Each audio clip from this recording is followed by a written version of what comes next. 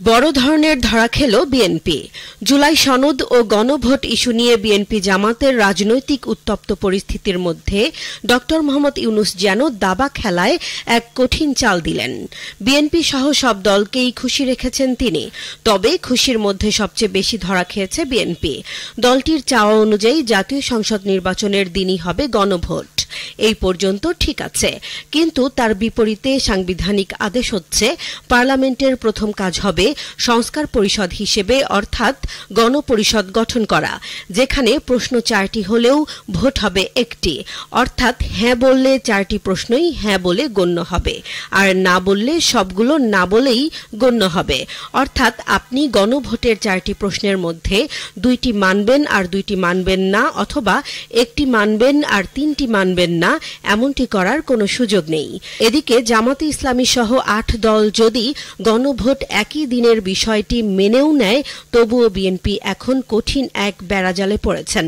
আর এটি নিয়ে সবচেয়ে বেশি দুশ্চিন্তায় বিএনপি, কারণ প্রথমত এই হ্যাঁ বা না ভোটের মধ্য দিয়ে 72-এর সংবিধান অনেকাংশে বিলুপ্ত হয়ে যাবে, যেটি তাদের প্রধান কষ্টদায়ক বিষয়, যা বুকে পাথর চেপে দিয়ে তাদের মেনে নিতে হবে। দ্বিতীয়ত সংস্কার প্রশ্নে বিএনপির মুখে মধু অন্তরে বিষ রাখার মতো হয়ে গেল। দলটির সিনিয়র নেতাদের বিভিন্ন বক্তব্যে স্পষ্ট হয়েছে যে তারা আদতে সংস্কার চাই না। তাদের উদ্দেশ্য ছিল আওয়ামী লীগ সরকার যেভাবে দেশ চালিয়েছে তারাও সেই সংবিধান এবং সেই সিস্টেমে ক্ষমতায় যেতে পারলেই সবকিছু নিজেদের নিয়ন্ত্রণে নিয়ে যাবে। গণভোটে 4টি প্রশ্নের মধ্যে প্রথম প্রশ্ন হবে নির্বাচনকালীন সময়ে তত্ত্বাবধায়ক সরকার, নির্বাচন কমিশন এবং অন্যান্য সাংবিধানিক প্রতিষ্ঠান জুলাই সনদে বর্ণিত প্রক্রিয়ার আলোকে গঠন করা হবে। 2 নম্বর প্রশ্নে থাকবে আগামী সংসদ হবে 2 কক্ষ বিশিষ্ট।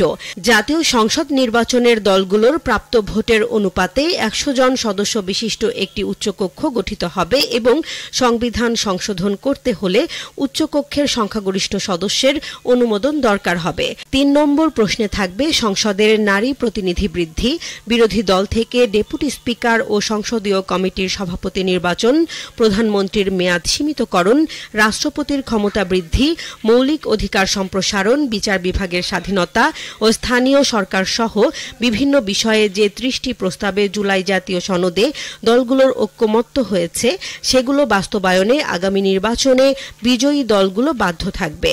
4 নম্বর প্রশ্নে থাকবে জুলাই সনদে বর্ণিত অন্যান্য সংস্কার রাজনৈতিক দলগুলোর প্রতিশ্রুতি অনুসারে বাস্তবায়ন করা হবে। এই গণভোটের মধ্যে হ্যাঁ ভোট নির্বাচিত হয়ে নতুন করে ফ্যাসিস্ট হওয়ার সেই রাস্তা একেবারেই বন্ধ হয়ে যাবে। ফলে বিএনপি অলরেডি না ভোটের ক্যাম্পেইন শুরু করে দিয়েছে।